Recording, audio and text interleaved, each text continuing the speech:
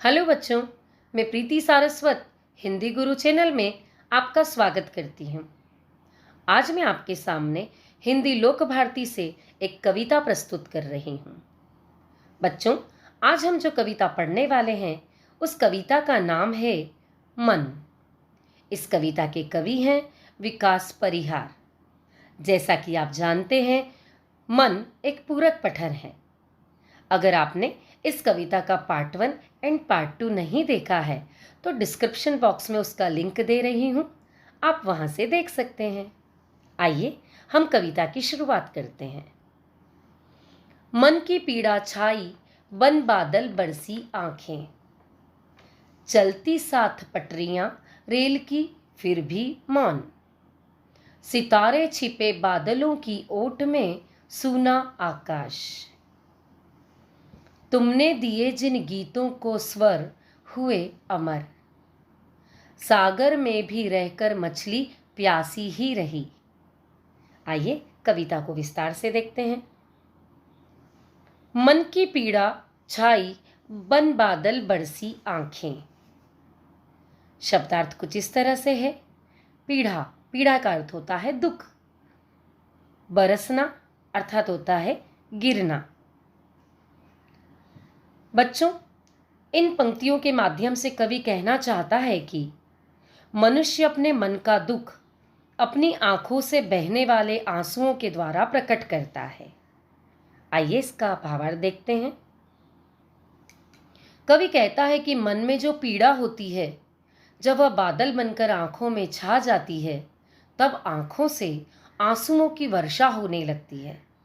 मनुष्य के मन का दुख आंखों से बहने वाले आंसुओं के द्वारा प्रकट होता है।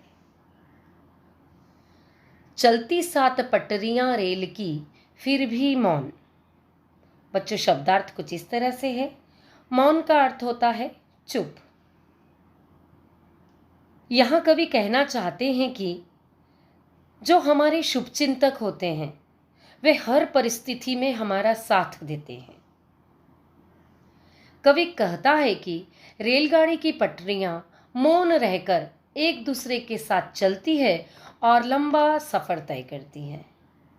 कवि यहाँ पर संदेश देना चाहता है कि जो लोग हमारे शुभचिंतक होते हैं, हमारा भला चाहने वाले होते हैं, वे हर परिस्थिति में हमारा साथ देते हैं। सितारे छिपे बादलों की ओट में सूना आकाश। ओट, ओट का अर्थ होता है आड़। सूना, सूना का अर्थ होता है खाली। और आकाश, आकाश अर्थात आसमान। बच्चों, यहाँ पर कवि कहना चाहते हैं कि हमारे जीवन में कुछ लोग हमारे लिए बहुत महत्वपूर्ण होते हैं और उन लोगों के हमारे जीवन में न रहने से हमारा जीवन सूना हो जाता है। कवि कहता है कि आकाश की शोभा सितारों से होती है। जब सितारे बादलों के पीछे छुप जाते हैं तो आकाश सूना हो जाता है। यहाँ कवि यह संदेश देना चाहते हैं कि हमारे जीवन में कुछ लोग ऐसे होते हैं जो हमारे लिए महत्वपूर्ण होते हैं। उनके न रहने से हमारा जीवन सूना हो जाता है। तुमने दिए जिन गीतों को स्वर हुए अमर। स्वर का अर्थ होता है आवाज और अमर का अर्थ होता है कभी न समाप्त होने वाला। बच्चों, कवि यहाँ पर कहना चाहते हैं कि मनुष्य के अच्छे कर्म ही उसे सदा के लिए अमर बना देते हैं। कवि कहता है कि जिन गीतों को तुमने अपनी आवाज दी है वे गीत अमर हो गए, अर्थात वे गीत बरसों तक गुनगुनाए जाएंगे। यहाँ कवि यह संदेश देना चाहते हैं कि इस संसार में हमारे द्वारा किए गए कर्म यदि अच्छे होंगे तो हम सदा सदा के लिए अमर हो जाएंगे। सागर में रहकर मछली प्यासी ही रही। सागर, सागर का अर्थ होता है समुद्र।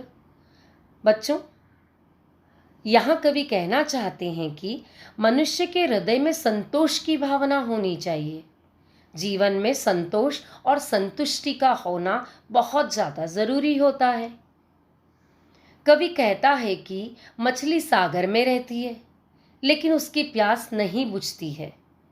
यहाँ कवि यह संदेश देना चाहता है कि सुख साधन से परिपूर्ण होने के बावजूद भी जिस व्यक्ति के हृदय में संतोष की भावना नहीं है, उन्हें कभी संतुष्टि नहीं मिल सकती है। बच्चों, आपको मेरा यह वीडियो पसंद आया तो इसे ज़रूर लाइक कीजिए, अपने दोस्तों के साथ शेयर कीजिए और इस तरह के वीडियो पाने के लिए सब्सक्राइब कीजिए आपके अपने हिंदी गुरु चैनल को।